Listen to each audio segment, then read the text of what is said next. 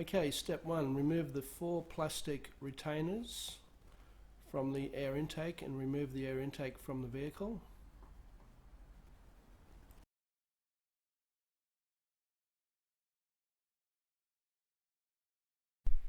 Okay, step 2, undo the two 10mm bolts holding the airbox.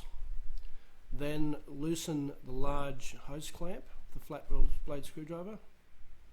Remove the connector from the airflow sensor by pressing the quick release button.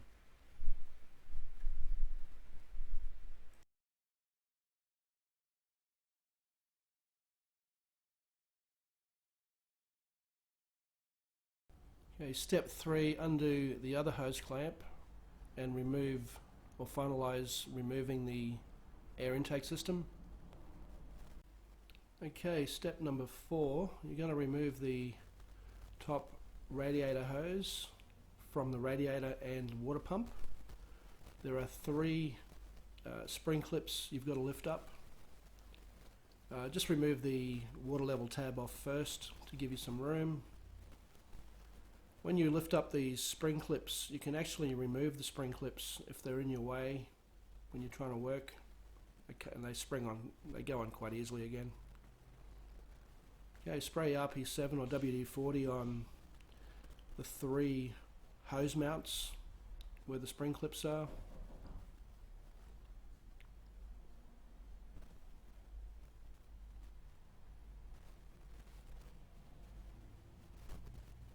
Spray some where the water pump is.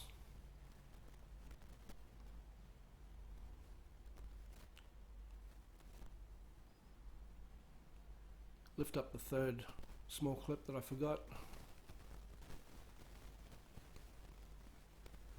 Now this is going to be quite tight, this part, so I tried rocking it and it wouldn't come off straight away, so I used a large flat blade screwdriver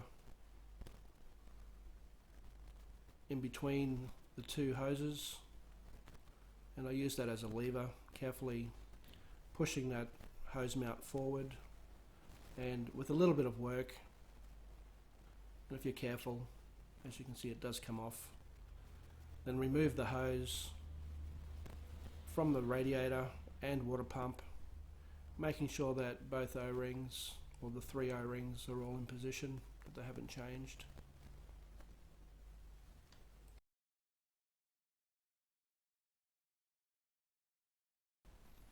Okay, step 5. The radiator expansion tank has 2 hoses connected to it for the heater. Just spray some lubricant on those, lift up the quick release spring clips, and carefully pull the 2 hoses away from the radiator expansion tank, making sure that the O-rings stay in place. Of course, I've got to reach down a bit further to the other hose. I think I used a screwdriver to help pull it forward, because it's a bit awkward to get to, but they're only small, they come off pretty easy.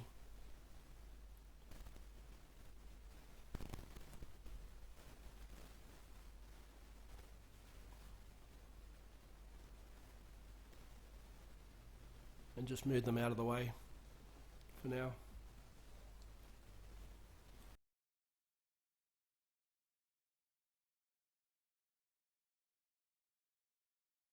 Okay, step 6, removing the clutch fan off the water pump. A bit of WD-40, it's not tight. I used a large shifting spanner, and I placed a flat blade screwdriver between the water pump pulley nuts or bolts, and just pushing down lightly, the 32mm nut came off pretty easily. It's not tight. The engine, because it's a reverse thread, the engine always holds it on.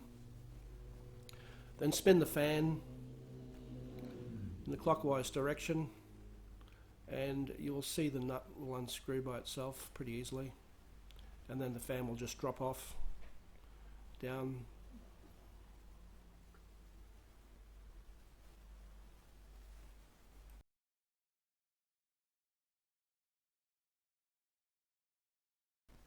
Okay, step 7, you want to remove the 2 10mm bolts holding the radiator support bracket.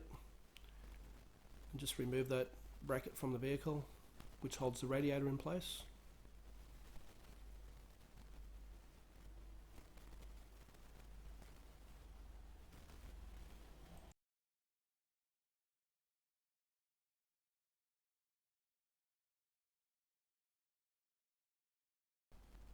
Okay, step 8, with the flat blade screwdriver, just remove the 3 plastic retainers holding the fan shroud on. There's also a sensor mounted on the radiator shroud. You don't forget to disconnect the plug off that sensor on the radiator shroud, and then carefully remove the radiator shroud and fan out of the slot from the vehicle.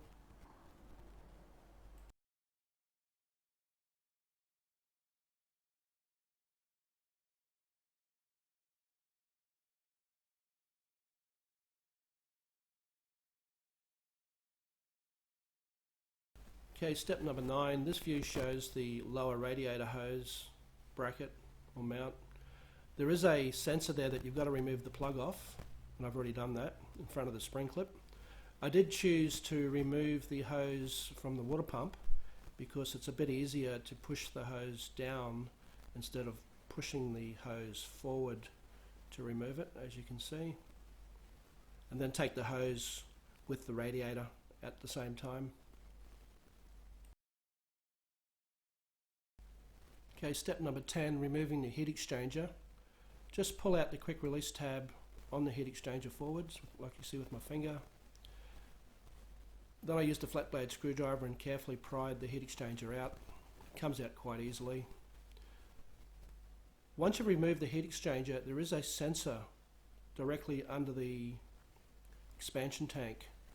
Just make sure that you remove that sensor now, the plug from that sensor, otherwise you'll pull the wires when you take the radiator out.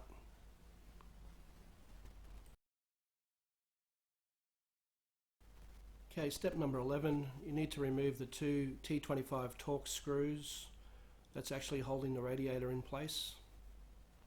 There's one on the left hand side of the radiator, and there's also one on the right hand side of the radiator, just in front of the fill tap.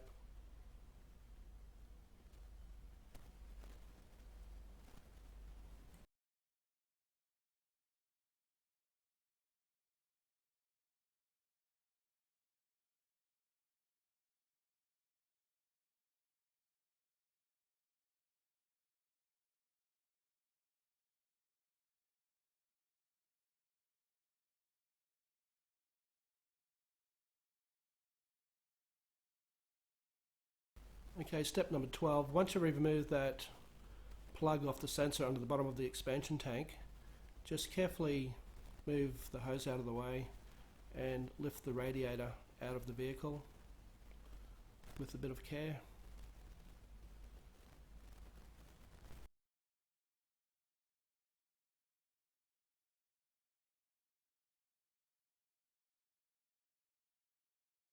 Okay, step 13, with the radiator mounted on blocks, you need to undo one plastic retainer at the bottom of the radiator with a flat blade screwdriver.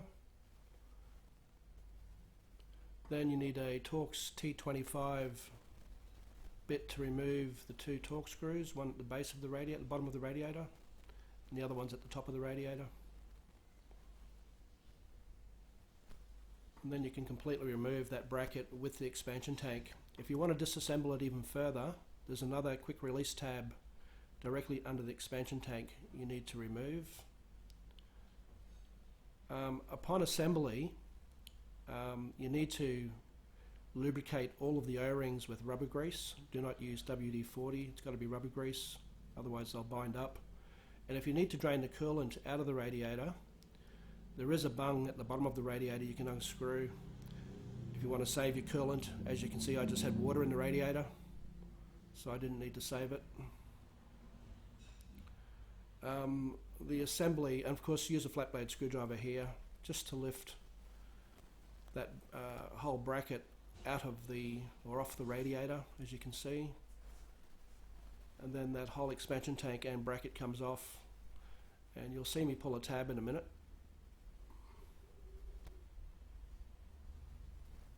Now that tab I'm about to pull That removes the expansion tank off that bracket, but of course I didn't do that today, so I'm just showing it just in case. And of course putting it back in is the reverse of how I took it off. Enjoy.